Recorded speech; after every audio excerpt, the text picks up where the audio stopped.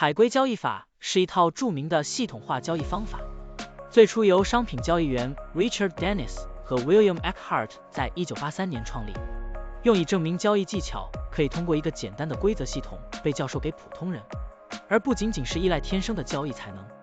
海龟交易系统并不限定于特定的商品或市场，它可以应用于股票、加密货币、期货和外汇等各种市场。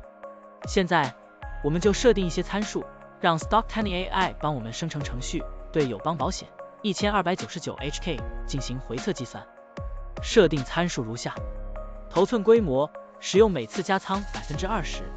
入市信号，当市场价格高于过去20日的最高价时，视为买入信号；反之，低于20天最低价时为卖出信号。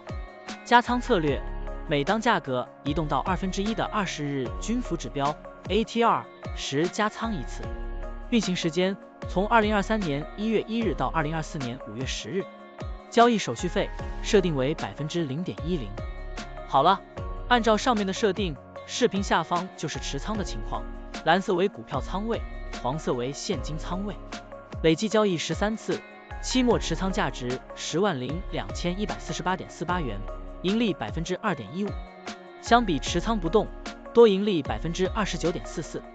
如果你希望使用更长期的信号，可以把参数修改为跟踪55天最高价突破时建仓，其他参数也按照55天周期来设置，这样就可以得到新的回测结果。累计交易0次，期末持仓价值10万点00元，盈利 0.00%。相比持仓不动，多盈利 27.29%。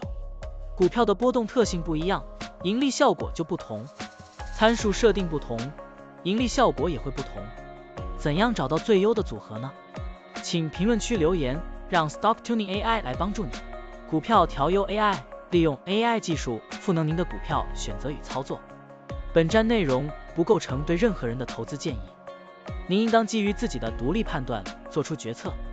扫描二维码获取文字稿，欢迎点赞、评论、转发。